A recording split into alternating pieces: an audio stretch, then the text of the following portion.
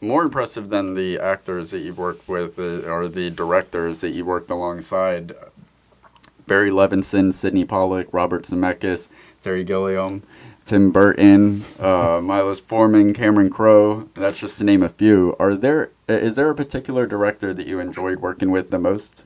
No, I mean, they all have such different qualities. I know, you can't do like an A-list with people like that. I mean, Cameron Crowe is sincere, dear, completely emotionally involved in things. I mean, Milos Forman makes directing look like it's as easy as getting out of bed and just going to get a cup of coffee. I mean, it's just the guy makes it look easy as hell. And I have a really funny story about how I learned about that.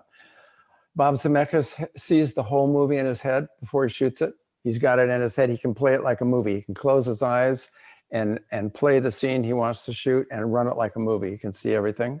Sidney Pollack is on the edge of suicide before he starts the movie. He's so panicked and scared and nervous, and he's a hyper responsible person. And then he's the dad on the set. He's the guy who knows everything about everybody's job and tells them so.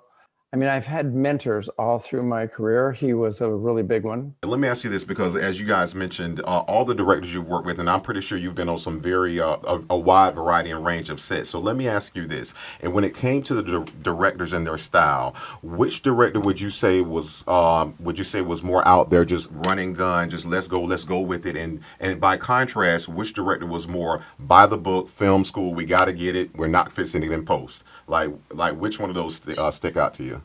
So right. Zemeckis, all right, Zemeckis, I wouldn't say by the book, but he knew where he had to go and what he wanted.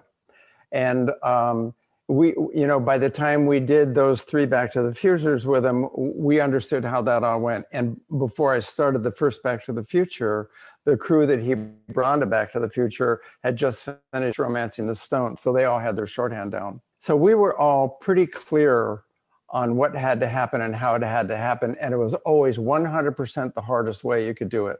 That's what he wanted. And it wasn't on purpose. It was just that he wanted the best. And why go 95% when if you take another, half hour, you can go 100.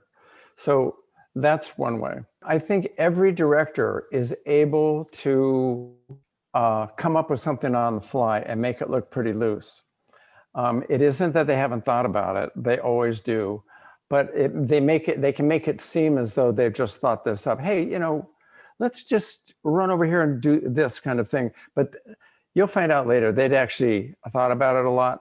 I don't think you can go into a film and not have a fairly good idea of how you want it to go, even if it keeps you up all night. I got up at 2:00 in the morning on Absence of Malice in this tall building I was in Miami. And I looked down and I could see into Sidney Pollack's apartment. He was up typing the rewrites for the next morning, and that's kind of how it goes with these guys.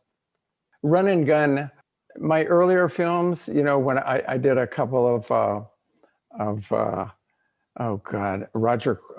did a Roger Corman film. That would be run and gun, mostly run. It was pretty crazy. Was that kind of Peter Fonda's approach as well?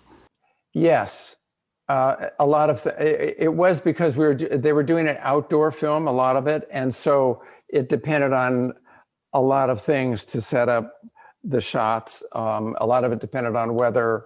A lot of it depended on where the light was, and it was a very difficult place. It was in the Craters of the Moon National Monument in Idaho. It's all lava. Very difficult place to shoot. But yeah, there was a lot of run and gun on that. Yes. But the bigger the films got with the budget, the more locked in you had to be. It wasn't that you couldn't vary in what doing, but you had to be pretty locked in on the concept because there was a lot of money and a lot of very tough people there around who you can't like just throw changes at them that fast. Yeah. You can with crews. You can't, if the lead actors have gotten ready for a scene in a certain way and now you want to just go 180 on them, sometimes that's difficult.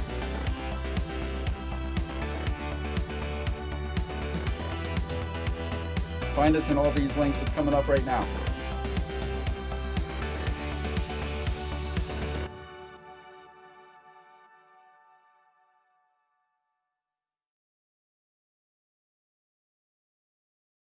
Why don't you subscribe? It'll last longer.